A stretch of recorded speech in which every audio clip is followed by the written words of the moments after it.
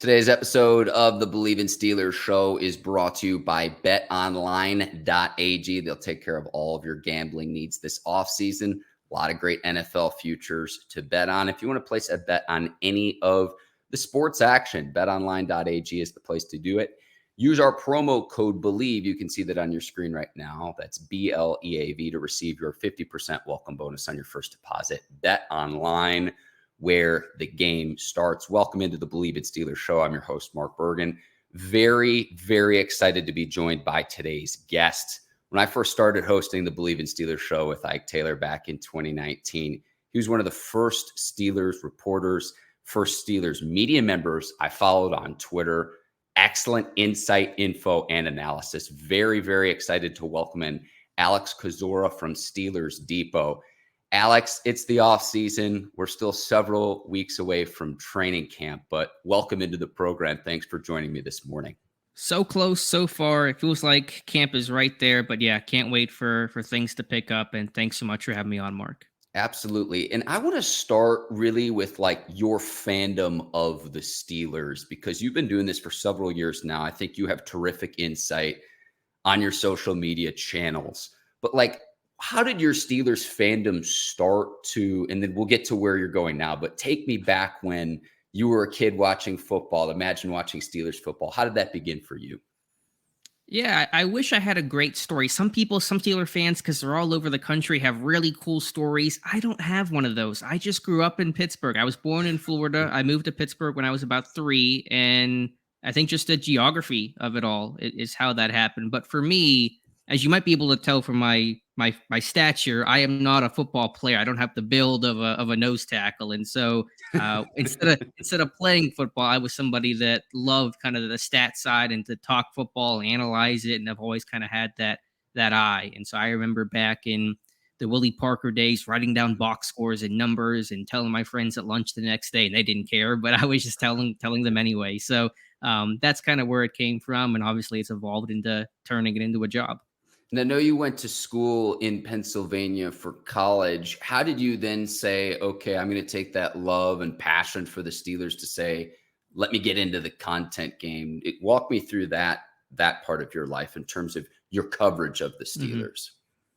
Well, yeah, what it goes back to is what I do now, I was essentially doing for fun in high school. I have to be the last guy to buy a VCR, because what I would do at my mom's house growing up is I would record Steelers games on her old VCR that was like just 30 years old. And I would go back and rewatch games. Then when I went to college, I was leaving the house, obviously. So I bought a VCR, like the last one that they had, to go watch Steelers games while I was in college. Ultimately, some of the NFL Game Pass stuff came out. Didn't really need that. But so I was doing that just kind of for fun on the side, and then just writing for forums and just smaller blogs and things like that.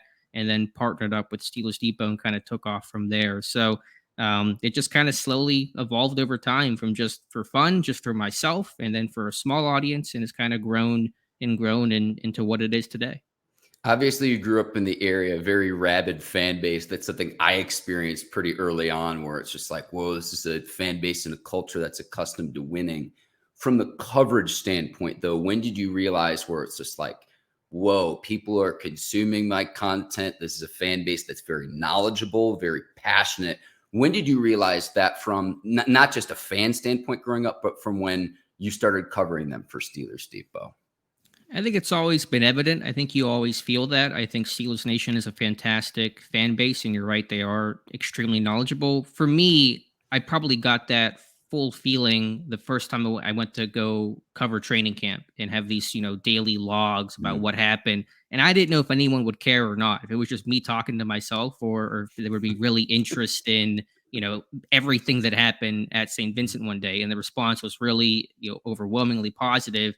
And you kind of realize, okay, there is a real appetite for more than just he did well, he didn't do well, but the real in-depth and try to cover, the entire roster 1 to 90 from, what the quarterback did to who's the backup long snapper, and to see that appetite and a desire for Steeler fans to care about that stuff probably was my first awakening to, okay, this fan base really takes it to the next level. Absolutely. And I know that like preseason, I always make the analogy that it can be like a war reenactment. I get that from my guy, Dave Damashek. But I will say this, if you're not able to make it to Latrobe and St. Vincent College, Alex, I look at your coverage to where you'll go snap by snap of what's going on. And again, I know it's practice and not a game, but to actually be boots on the ground with your coverage, that's something that like I've watched from afar to where it's hit. Like, I will tell you this too. Your coverage of the team helps me prep for this show week in and week out. So I wanted to thank you for that. And that's really the reason I'm having you on today as well. No, I appreciate you saying that. I know my coverage is over the top. That's done intentionally. My whole thought process is because there are so many Steeler fans, not only in the US, but globally, that not everyone Yep. can attend Latrobe, obviously. And so my thought is I want to make you feel like you're sitting right next to me at practice. So is it over the top? Yes. Is everything there incredibly important?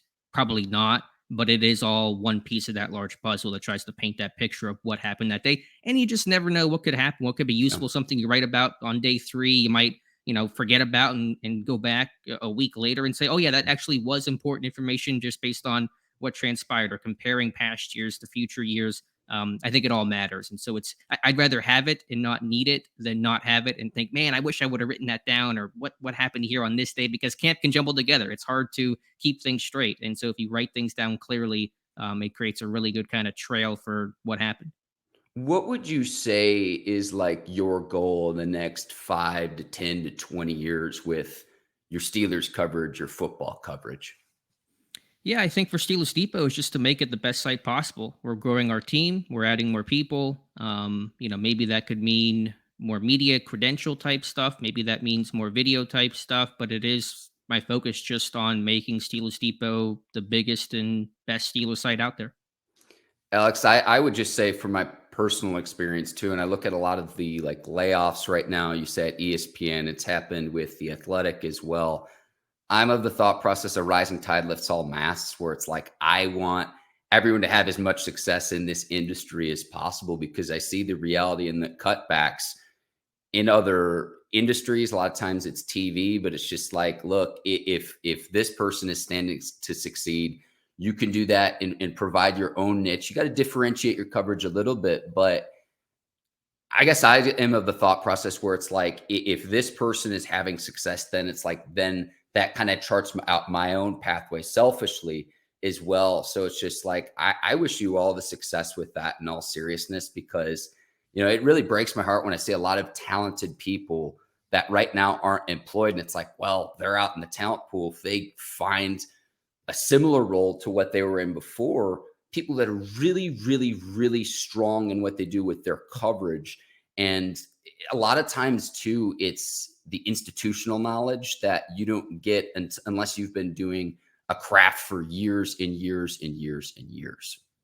Yeah, I think it's a really good point, and it is tough to see all those layoffs. I really can't speak to those situations because I just don't have the knowledge really of Mhm. what's going into that. I just know for us, we just keep trying to do our thing, and we're a fully independent website and have been, and I anticipate we always will be. And that has its benefits and its challenges, but we just keep trying to grow and add people. And I'm somebody that was just doing this on the side in college, and now it's my actual job. So I'm really grateful for that, thankful for that, and just trying to build our team up so the people that we're bringing along can have the same path that I've taken. All right, I've got a few more questions about you personally, Alex. The first question, I saw in your bio on SteelersDepot.com that you've got Chidi Iwoma is your favorite Steelers player. I hope I'm not butchering his last No, name. you got it. You nailed it. I had to put a pronouncer in just because it's been many moons since he suited up in a Steelers uniform. Why is he your favorite Steeler of all time? Because I'm weird, basically. But I think the name was part of it when I was a kid because it was an interesting name, but more to it. I love special teamers. I love the guys that do the grunt work that people don't talk about but have real value.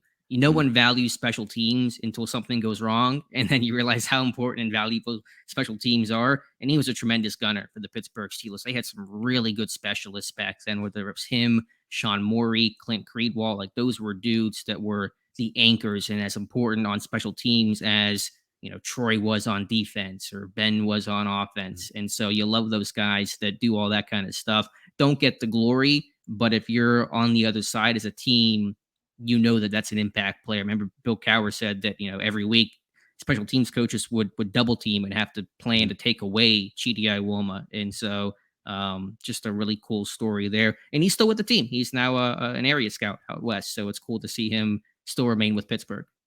Comes full circle. So that's a great transition into the current team right now. This is going to be a very wide-ranging conversation, Alex, but the Steelers return man in 2023, I guess kind of here's where I come down with this. It's, okay, if the rules to the kickoffs have changed to the point where a kick return man is rendered, I'm not going to say useless, but one thing I'm very curious about is do the number of returns greatly diminish given the current rule changes? That being one, then do you want to use a 53-man roster spot on a player that is solely focused and dedicated on the kick return game? Could that player also serve as your punt returner? For me, I'd love to see Calvin Austin III thrive in this role as the Steelers return man in 2023. I think Alfonzo Graham has an opportunity as an undrafted running back as well. No, Gunnar Olszewski is still on the roster too. What say you, Alex Kozora? Who is the Steelers return man in 2023? I would say Calvin Austin probably has the best chance based on his skill set and odds to make the team, but it is pretty wide open. And to your first question, I think ideally, even before the rule change, you would like your return man to do both, do kicks and punts. They are different skill sets. Not everyone can do both, but it is the most efficient use of your roster. I think certainly as you're seeing the anticipation being the kick returns will reduce by about 7 to 10% this year with the rule change. You would ideally want that guy to do both, even more so. And I think Austin is capable of being that guy, although he really did not do kicks in college. And so it will be something a little bit new for him. So he's going to probably be the favorite. Olszewski will be in that mix as well. You mentioned Graham. Anthony McFarland has done kicks before, but he's not done punts. And so that's going to be a very narrow path. And so I think I'll put it this way. Whoever's the kick returner cannot just be the kick returner and not provide value elsewhere. He's got to be able to do punt return or do something else on special teams or his side of the ball to help the Steelers. So I think the days of the old pure kick returner are basically gone. I go back to what Mike Tomlin says when he's asked about Calvin Austin III, who's essentially is going to be a rookie this year due to the fact that he didn't play last year as a result of injuries. But they're asking him, okay, what does he bring to the table? And it's speed. Get him the ball in the open field with space. And he doesn't have the same size as other receivers. I mean, I've seen he's listed at like 160, and it's like, okay, if he's 160, 170, 180 pounds soaking wet, you're going to need to get him the ball in space to where he can wiggle, he can maneuver, and do something with the ball. Now, I guess I approach this from the standpoint of this as well is I had Jeff Hartman on from Steelers Curtain Network, and he was saying how in his ideal world, and this will never happen, but in his ideal world, he would love to see Deontay Johnson go back as a punt returner again, like he did several years back. And he's like, what's the difference between having Deontay back there, considering that back in the day you had San Antonio Holmes, back in the day you had AB back there. I don't want to see Deontay get hurt. I want to see him get back to his Pro Bowl ways as a receiver. But Jeff brought up a great point in that Steelers haven't had a punt return touchdown since 2019, Alex. It's been too many moons since the Steelers have had a punt return touchdown. So it's like you mentioned special teams really stand out when things go wrong. I guess I just approach it from the standpoint of having grown up watching Devin Hester. I grew up in the Chicago suburbs. What a game changer he was. And I know he's the greatest of all time to do it, but how he can flip a field and at the very least cause an opposing punt team to play very, very conservatively.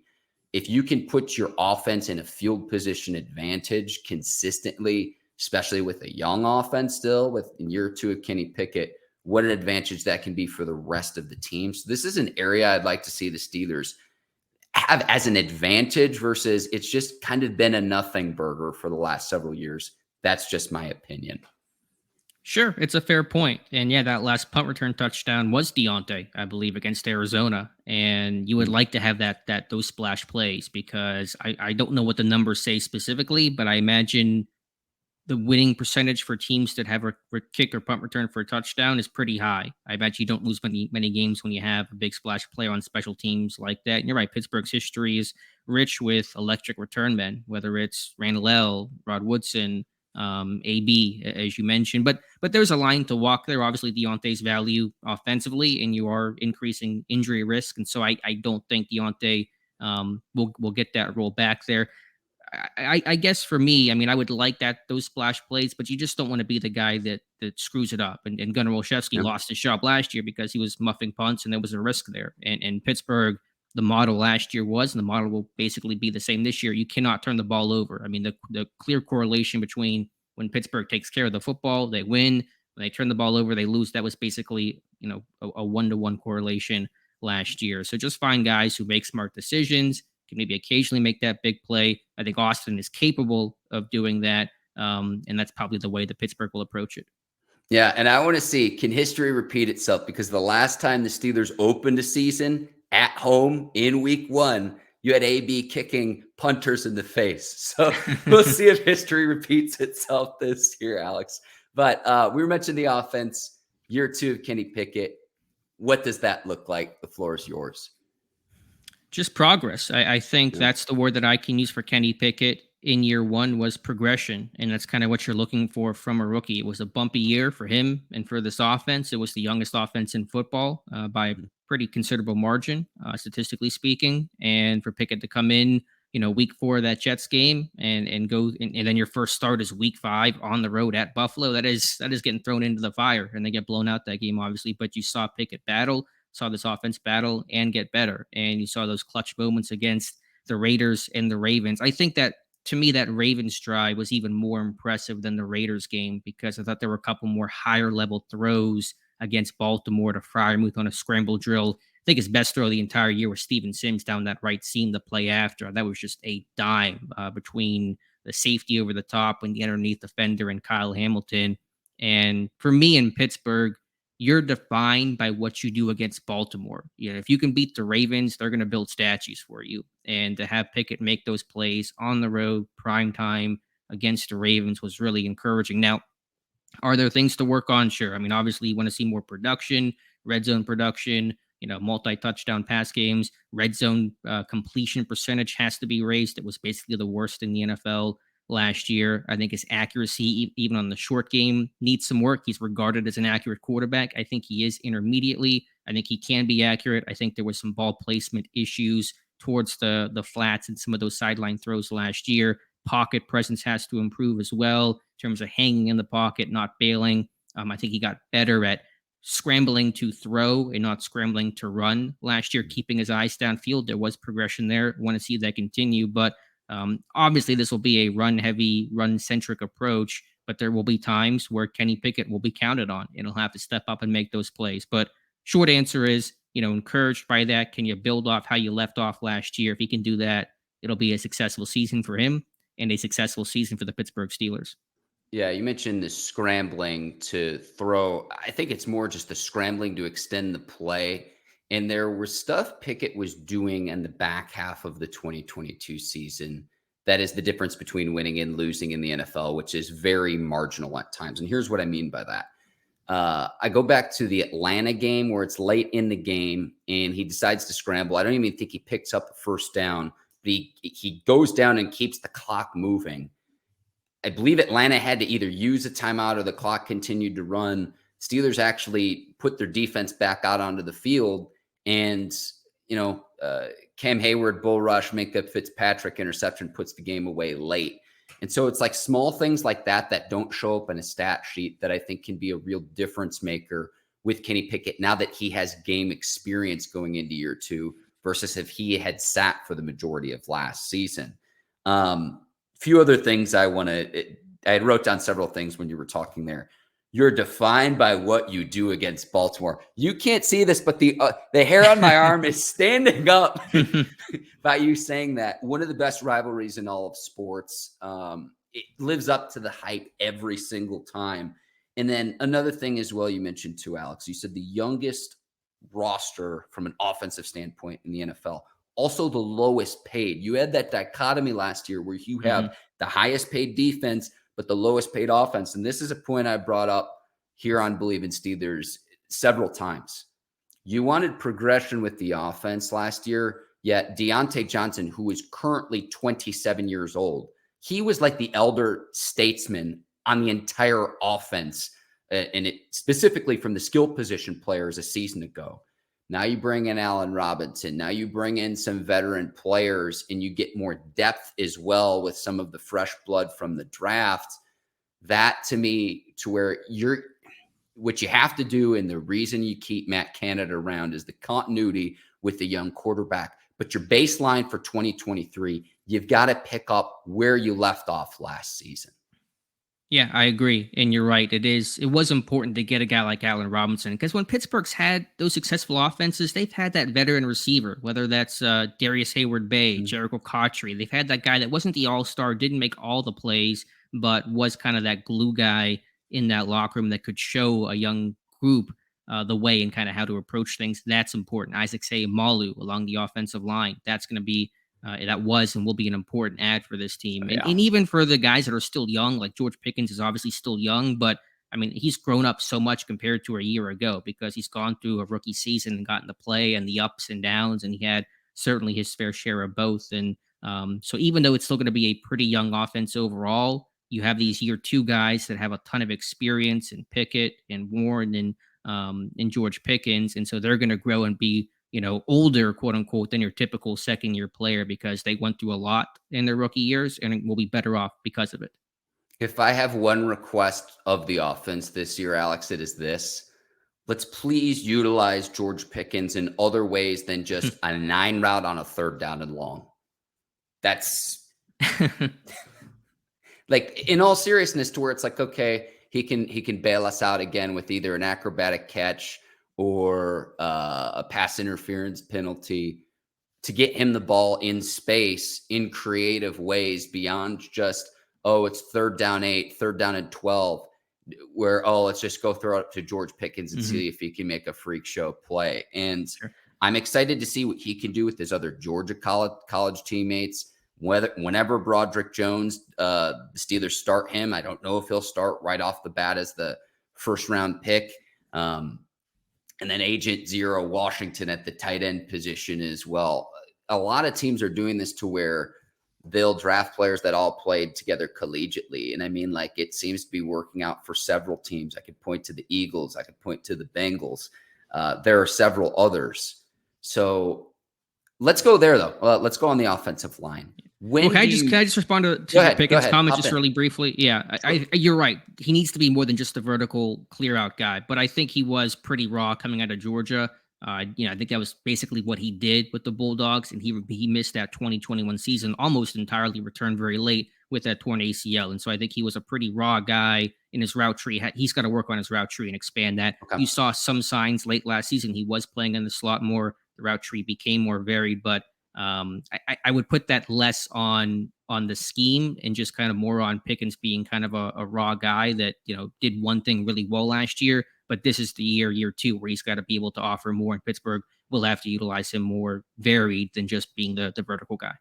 Let me ask you this then, at the receiver position, who's at the X, who's at the Y, and who's playing in the slot? Yeah, X will be Deontay, Z will be Pickens, slot will be Allen Robinson, Calvin Austin, and these guys will mix and match. It's not going to be completely static, but that'll be the framework of your offense. Deontay still the X, Pickens the Z, Robinson and Austin, your slot receivers. Okay. I do want to go to Broderick Jones. I love this trade because the enemy of my enemy is a friend. In the trade up with the Patriots to say, hey, we are going to prevent the Jets from selecting Jones at 15. Here you go, Pittsburgh at 14. Take the Georgia dog. And then, hey, we'll get Christian Gonzalez in return. But how soon is too soon to start him? And maybe it's something we have to see how he stacks up against Dan Moore Jr. at the left tackle position, because I'm just looking at the schedule, right? 49ers week 1, Nick Bosa. ESPN just rated him the best edge rusher in the league. We can get into that too if you'd like. Week 2, Myles Garrett, we know what he can do in Cleveland. And then week 3 against Max Crosby and the Raiders. that's tough going early on for any left tackle, let alone a rookie. So how do you think this shakes out at the left tackle position? Broderick Jones, Dan Moore Jr. How do you think this plays out? It'll be the most intense and fun camp battle of the entire roster. I don't know who's going to win it. That schedule is daunting. There's no question about that. It would not deter me. I wouldn't not start Broderick Jones because of that. Because if I trade up for this guy and deem he's my future franchise left tackle, I'm not going to be scared of that schedule, knowing he's going to take his lumps and he's going to have his problems. But welcome to the NFL. You're left tackle in the NFL. You're going to take your lumps at some point. Might as well do it, sooner than later when he's ready, of course. And that's going to be the question there. I think Dan Moore is going to give Jones a heck of a fight. I think Dan Moore's improved. He's the incumbent. He's now a third-year guy. He's a second year in Pat Meyer's system. And I really want to see how Jones looks in Meyer's system because it is a bit unique. It is a bit different. It's a little bit more aggressive with some of these on-body sets and the first significant contact that Meyer preaches. And you saw the Steelers O-line last year struggle in the early going. James Daniels, I thought, had a really tough time in the summer as he adjusted to that kind of new scheme. How will Jones adjust to it? We'll have to see. So, I would not be surprised if Moore was this week one starter. Would not be shocked if Jones was the week one starter. I just think it'll be a really good battle throughout. They're two hardworking, humble guys that, I think will help each other. There's no selfishness or ego between either of those men. And I think it makes for a really fun battle. My one concern, just briefly, is let's say that Dan Moore wins the left tackle job. Does Broderick Jones become the swingman? How much right tackle experience will he get this summer? He's got a little bit of it at Georgia, but most on the left side. Can he be the swing guy? It gets a little messy there, so we'll have to wait and see. But I think it's going to be a really fun battle between those two. Alex, you're in my brain, which is a dangerous place to be. I was going to ask the same question of Dan Moore Jr. is if and when Broderick Jones wins that left tackle position, can Dan Moore Jr. move to another position on the offensive line? Because you have him and Chuks Okorafor under contract each for the next 2 seasons, if I'm not mistaken. Yeah, I think that's a little bit easier to map out because Moore should get some right tackle work in camp. I believe he got some in OTAs, and he's not played a lot there. He played a little bit early in his college career. He's been a left tackle, but he's going to get more reps at right tackle this summer, I assume, than Broderick Jones will. So if Jones wins the job, I would expect Moore to become the swingman, the backup left tackle, right tackle. That's probably easier to project out than if Moore wins it. And if Moore does win it, where does Jones fall and all that? It's a little bit harder to kind of map that stuff out. So we'll see. But yeah, it's either going to be, Moore at left tackle, Okorafor right tackle, or Jones left tackle, Okorafor right tackle, and Dan Moore's the backup. So that's kind of the scenarios. I see. Now, the one thing I would say, too, is if Dan Moore Jr. does win the job for the first several weeks of the 2023 season, I'm not saying he has Myles Garrett's number, but they share this Texas A&M connection where Dan Moore Jr. typically holds up decently well against his former college teammate. Yeah, I think there were strides made. I thought he was better last year than his rookie year. I know his rookie year, the first game, he got toasted, and the stats won't show that, but there were some, I remember Najee Harris bailing out Dan Moore on one kind of chip on Myles Garrett late in that game against the Browns in Moore's rookie year. But yeah, it's always a battle. And as you said, that schedule is very daunting to begin with Nick Bosa in week 1 and Garrett week 2. I know Crosby is generally a left defensive end. He'll play on the other side for the most part, but they got the rookie there and Tyree Wilson that we'll probably see a lot of the left tackle in Pittsburgh. So it is a tough start, and Garrett's, probably the freakiest pass rusher in the NFL. So that's always a big time challenge. What do you make of the possibility of Aaron Donald on the move and possibly to Pittsburgh? I think it makes for a nice headline. I know the Steelers do have some salary cap right now, but what do you make of this? I don't want to put words in your mouth. What do you make of it? And I'll add my 2 cents worth. I make of it that it's July 12th and we're running out of things to talk about. And listen, I don't know what Donald's career arc will be. I get he could be on the move with the way the Rams are kind of, they were all in. Now they're kind of all out, but it's July 12th. There's really nothing of substance right now. We can talk about this in maybe November, but to me, it's a non-story right now. Listen, if TJ Watt wants to be on the Wheaties box yet again, bring Aaron Donald to Pittsburgh. Let's get that 7th Lombardi trophy. That's the pathway to doing that yet again, Alex. That's how I see this. Yeah, no, it is. That kind of speaks to the headlines right now is the Watts on a Wheaties box and Donald quote unquote trade rumors that the training camp cannot come soon enough. Hey, listen, we've got Madden ratings as well coming here soon. I think next week that is. So that's always a lot of fun as well to be like, oh, this person's rated higher than this player. And like, are you a Madden guy? Do you play? Do you play at all? See, it's funny you say that. I used to back in the day. And when Ike and I were starting this show here, I knew of Ike due to the fact that I played Madden as a kid. And they were like, oh, we have a Steelers defensive back, Ike Taylor. And I'm like, the DB. And they're like, yeah. And I'm like, okay, I know Ike from playing in Madden. And so as a kid, I did a lot. I mean, I'll say this, Alex. I have an Xbox 360, and this was several years ago. I've got a friend who's a big time gamer, and I'm looking to buy, might have been like the new FIFA game. I'm like, hey, I'm trying to buy this new game, but I don't see Xbox 360 as an option for you to buy the game. They start laughing at me. They're like, listen, Mark, they stopped making for games for that console years ago. So that's where I'm at. What about you? I was growing up as a kid, like the golden era was definitely Madden 05, 06, 07. I played that all day. Today, the game has really regressed pretty hard. The last Madden I bought was Madden 19. I think it was with AB on the cover. The game just really was a hard play. So I have not bought it in several years. But yeah, give me old school Madden 07. That's my jam. I know that everyone makes a big deal out of the year that Michael Vick was on the cover, but to me, it was the year, and I hate to admit this, Ray Lewis was on the cover because I remember that was the year they introduced the hit stick. And that was a really big deal where it was just like, okay, you can make a huge hit defensively. Michael Vick was like a cheat code in that game.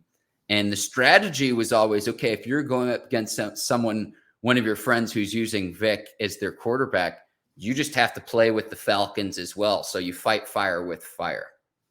Yeah, that was Madden 04 with Vic when you could just run around for days. And then 05, the following year, they tried to nerf that with Ray Lewis on the cover and the hit stick and all that. So yeah, that was the fun day. And today, just obviously there's the microtransactions and all this stuff, and that's ruined a lot of games. So don't really play it anymore. But yeah, I'm a PlayStation guy, so we're kind of enemies. I don't. We're a little different there. I was always team Sony. If they start making games for 360 again, I'm back in. I'm back in. In PS2, then I'll dust off my PS2 and we'll play. Yeah. Classic. A few other things to get to, Alex. Alex Highsmith entering the final year of his contract. I've been calling this offseason the wrath of Khan, Omar Khan, in his first offseason as the general manager has been very, very aggressive. I think this is his last move, the ace up his sleeve, getting a contract done before the start of the 2023 season. I look back at last season, they get Minka's deals done. On the eve of the 2021 season, they get TJ Watt done. I think this is the last move. And again, they have the salary cap space to do it, to say, hey, we're going to pair you and TJ Watt together for the foreseeable future. Yeah, I'm with you. I think a deal will get done before week 1. I don't know exactly when. Hopefully before training camp, so there is no hold-in. Not that it's the end of the world. I'm not begrudging Highsmith if that's the path that he takes, but you would love the deal to get done before camp, so you're just ready to go and you're hitting the ground running. But I think a deal will get done before week 1. And so, yeah, I mean, last year Khan was busy. It was Minka before camp, and then even during camp, they got Boz and Deontay done about a week or two in. And so I think Highsmith, if it doesn't happen before camp, it'll happen about the same timeline, 1 to 2 weeks into training camp. Highsmith will have a long-term deal. All right. Last thing I want to ask you about. I know you go to training camp, St. Vincent College, Latrobe, PA. July the 26th, the players report. What I want to ask you is, you've been doing this now for years. What's like the craziest story you have since you've been going to training camp in Latrobe? That's a good question. I think the first thing that jumped to mind was last year, and I might be muddying some of the details, but it was when you had the Davis brothers. You had Carlos and Khalil Davis, and at the end of one play, I believe it was Khalil kind of got into a little scrum with one of the offensive linemen, and you just see Carlos, who's not even on the field in that play, he was on the sidelines, come running from the sideline, just sprinting over and just cold clocking whoever the offensive lineman was just to defend his brother, and leads the whole scrum. They break it up. I mean, everything's fine, but just like, because it just happened in slow motion where I just kind of look up and you just see like Carlos just arms pumping, just full sprint just to go get the guy that's going after his brother. And so that's probably right up there. And then to go a little older school, how about, remember Big Dan McCullers? He was a big teddy bear. Like one year, he just started scrapping. Just started like someone pissed him off one day, and he got into a fight with somebody. It was like, all right, Big Dan, a little fight, a little fire in him. So I just remember like that with Big Dan, where it's like, okay, this guy's got a little something in him, and he's stuck in Pittsburgh for 6 years, which kudos to him. The heat does something to the players on the field, Yeah. Alex, I swear. And I've asked that question to other people, and I get a different response every single time. Yeah, I'm trying to think of some other ones in terms of like crazy stuff. But I mean, obviously, just some of the battles that AB had, just watching him Yeah. work, post practice. I mean, just catching 150 balls after every single practice, and just some of the 1v1s he would do. Obviously, you can say what you can say about everything, post Steelers career, but as a player, his work ethic and the art of route running that he kind of created for himself was something that should not be forgotten. Yeah, Ike always mentions how he and AB got into a fight on Family Day. So that's the one he always brings up with me. And then we talked with Steelers color analyst Craig Wolfley, who played for the team back in the 80s, but is now the color analyst. And I guess he had a battle in the parking lot with a skunk in Latrobe last year. So it's always fun asking that question because I never know what kind of response I'm going to get. Because sometimes it's on the field, sometimes it's off the field as well. Right. Yeah. For me, it's probably more on the field. I just know there's going to be one day where it's going to rain and pour. Like the weather's usually good, but you get that one just muddy type of day, and so that's a little less fun. But yeah, camp's a blast. I just love that Pittsburgh still goes away, still travels. Go out to Latrobe, get away from everything. St. Vincent College. It's a beautiful area. I take the back way to get into the college, and you cross this one bridge, and the whole thing opens up. It just really cool, really special. I love how accessible it is for the fans. It's free. I mean, you don't see many teams doing that and having things open to the public. So it's a really cool environment, and it's something that you appreciate Pittsburgh continuing to do, because it'd be easy to just close things off and work at your practice facility, and it's probably easier logistically to do that. But I think it's a really unique experience, for these guys to be on the same field that Chuck Noll and Bradshaw and Joe Green were all those years and decades ago. To keep that tradition going is really special. The foundation. And it's like anytime you ask of like, okay, what former Steelers player would you add to the current roster? The answer is always Mean Joe Green. Always. Yes. There's a correct answer to that question, and it is Mean Joe Green. And that's the foundation of what we know the Steelers as today, all these years later. And, an hour outside of Pittsburgh, we've talked to various other people, other media members, other people who've covered the team, Alex, and they're always like, look, some people will go to an exotic vacation. They'll go to the Caribbean or a really nice beach. A lot of people said, hey, I want to spend my time supporting the team and going to Latrobe and getting that, almost backyard feel and that access to players that you just can't really get anywhere else. So the fact that they've continued this tradition now for 5+ decades is just really remarkable. Yeah. And they hit. I mean, it's the most physical practice. You hear any, national media guys say that in other camps, there's maybe thud tackling. They never go to the ground. In Pittsburgh, they hit every day that they're in pads. There's a run session where they're full tackling. And that in itself is kind of a dying breed in the NFL. And so that's kind of the other special aspect where, when they practice, they practice. There's none of this, two-hand touch and we'll thud tackle and we're not going to the ground. The pads are going to pop, and that's pretty unique in this day and age. And that's something too, where it's like you hear it more so than you even see it. It's just like, if you're not paying attention, it's just like, whoa, what was that? Sounds like a car crash. Yeah.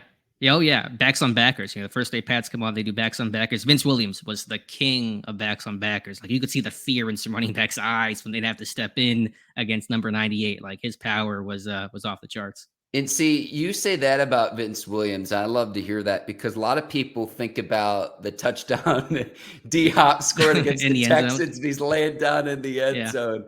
Oh, man. Awesome guy. Alex, anything you want to plug here? I want to give you the floor. Thank you so much for taking the time here for me on Bleav in Steelers this morning. But anything you want to plug of what you're working on over at Steelers Depot?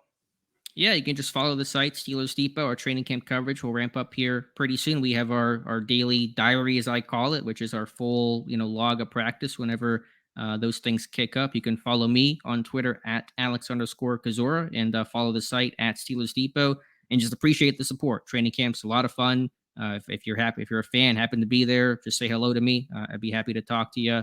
And just appreciate the love from Steelers Nation. It's a really special and fun fan base, and to me, they're what make our site possible. With our comment section and Twitter following and all that kind of stuff. And without those guys, we wouldn't have the platform that we do. So just really appreciative of that fact.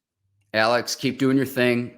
Thank you for taking the time for me. I'll go ahead and sign off for the both of us. For today's guest, Alex Kozora, I'm Mark Bergin. Thank you so much for watching the Bleav in Steelers show. We'll see you next time. Until then, take care. So long, everybody.